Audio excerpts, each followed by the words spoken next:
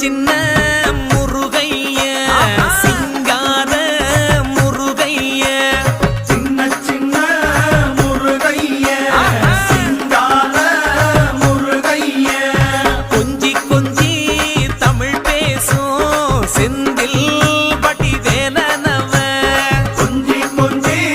தமிழ் பேசும் செந்தில் வடிவேலனவ சின்ன